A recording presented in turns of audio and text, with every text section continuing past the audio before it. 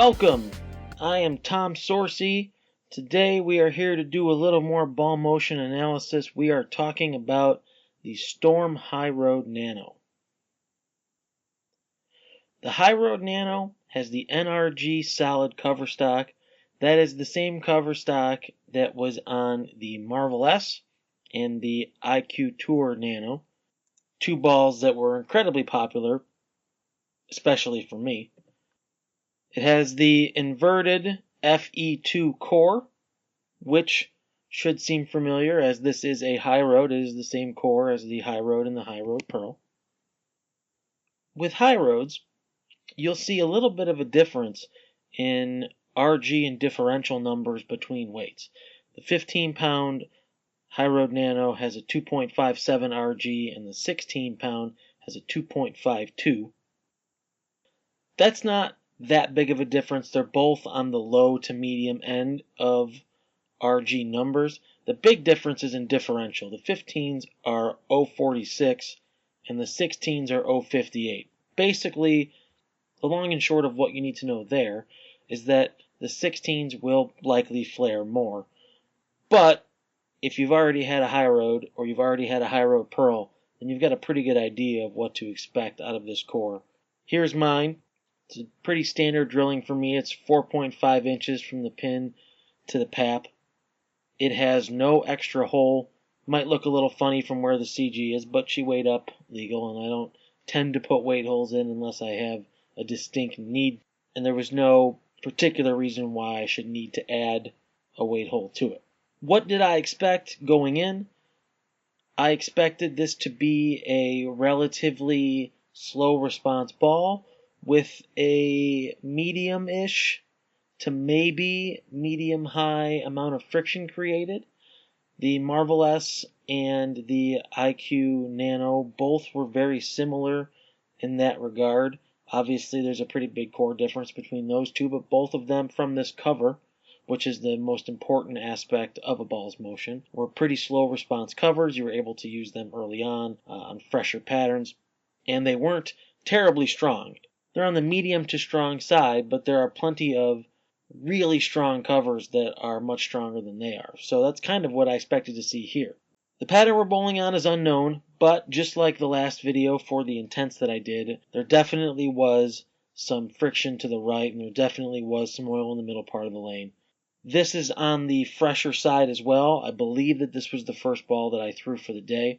So you'll get to see what it looked like on laterally defined conditions. And when I say laterally defined, I mean oil left, dry right type of idea. So let's look at some shots here and see how close we were to that expectation. So right out of the gate here, we see basically what I expected. A very smooth arc when it sees the friction to the right. I would also expect this to look the best in this scenario on the fresher patterns, and we see it looks pretty good, especially with the more closed angles. Some of the shots that get to the right we see tend to not quite have enough juice to get there, but for the most part, right there you see me get one to the right early. It doesn't quite have the spark off the dry, and we almost blow our 7-10. As we start to chase it in, you'll begin to see a little bit more of that slower response time. Right here you see that we leave a 2-pin, almost roll it. Doesn't really want to go make that sharp motion that it needs as the angles open up. What I tried to do when I got in here was get my speed lower to try to get one through the pins. You see we leave the little blower 7. I really try to get it low. Again, we leave another blower 7. So as I could tell easily that trying to open up the angles wasn't going to be the idea for this ball. There we finally got one to split the 8-9, but I basically had to nut it. So that's kind of what I had expected. It's a slower response ball, and I've said it in a million of these videos, you're going to want to have your angles more shut down when you use it for maximum effectiveness. Like I said as well, definitely on the medium side of friction created, and you can kind of tell this is a bowling center that hooks a lot. Typically there's a lot of friction no matter what pattern gets put down, and even as we just try to get in a little bit and open up our angles, we run into trouble. With a little bit of hydroplaning in the oil, we really have to lower our speed to try and make it look right from in there. The ball that I threw it against is the Phase 2. The Phase 2 is a ball that I have found to be pretty versatile. I originally had one with a relatively strong drilling, and it was very smooth. It's a very good slow response ball. The one I'm throwing today is a much closer drilling to the Hyroad Nano that I have a very high pin. And I've been able to use it on the far quicker side of the slow balls. I've been able to kind of get in and get to it after my really slow response stuff early and not have it use up while it's still being pretty strong. I expect it to be stronger than this Hyroad Nano and probably similar in response time, maybe a tad quicker, but merely because of the way that I drilled this particular one. I think that they're very, very close as far as that goes. The big difference is going to be the amount of friction that it creates. And as you'll see here, the first few shots, it definitely gets reading, definitely gets up through the pins. Doesn't look that much different at first, but you'll see here a couple of shots. We get this big 4 here, and a shot that looked pretty decent. It was pretty close to the one before it. We keep the speed up on the next one. We get the real high flush strike. Still staying in that zone. We get another one that looked pretty good, but was a little in and didn't have a chance to hold in that oil with either 3, 9, 10. So, as I expected, it definitely was stronger than that Hyroad Nano. So as I begin to chase it in, my expectations were to actually be okay. There's a lot of oil in the middle part of the lane, and this ball has proven itself to me to be okay with open angles, at least in the early portion of the tournament when we have the cleaner back ends. It will get reading by the end of the pattern and look good. And as you see me tend to chase it left here, that looks to hold true. We get one to the right early, and it's quick enough off the dry to still suck up through and split the 8-9. As I show you some side by side, we're going to see that, again, from a response time idea, they are pretty similar. I would still put both of them in the medium slow category. They're on the slower side of the full range of our bowling balls from Storm and Rotogrip, but they're quicker than some of the really slow things.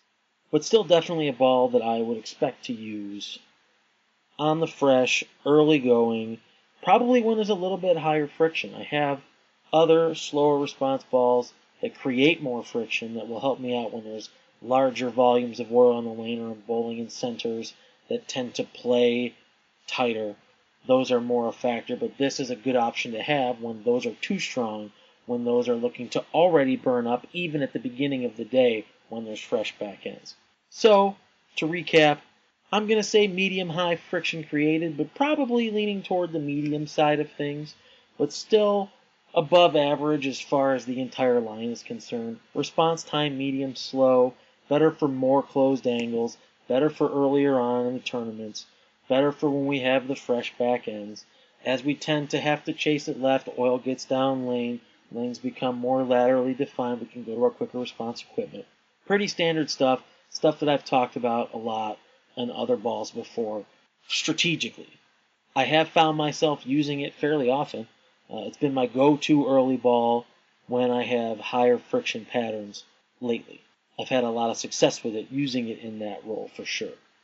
This one was a little bit of a shorter one.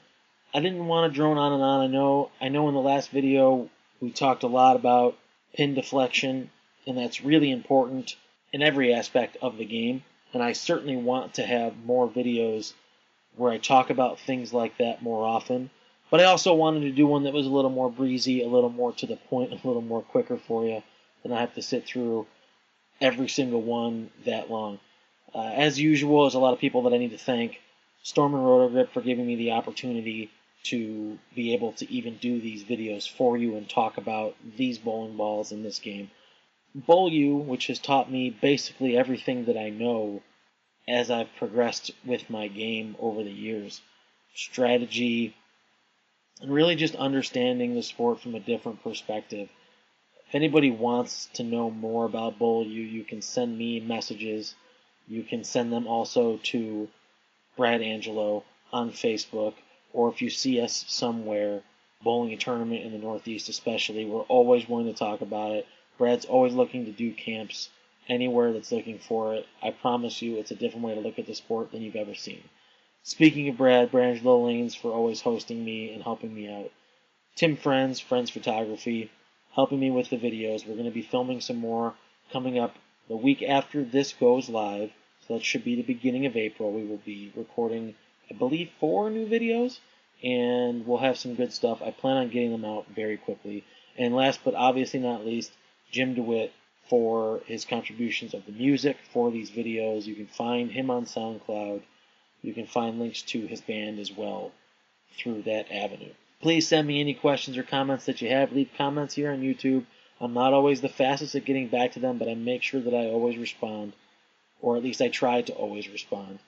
Find me on Facebook, facebook.com/TMSourcey, Twitter, twitter.com/TomSourcey, and youtube.com/TomSourcey. Hopefully you guys enjoyed this, and I hope to have more out to you very soon. Be on the lookout.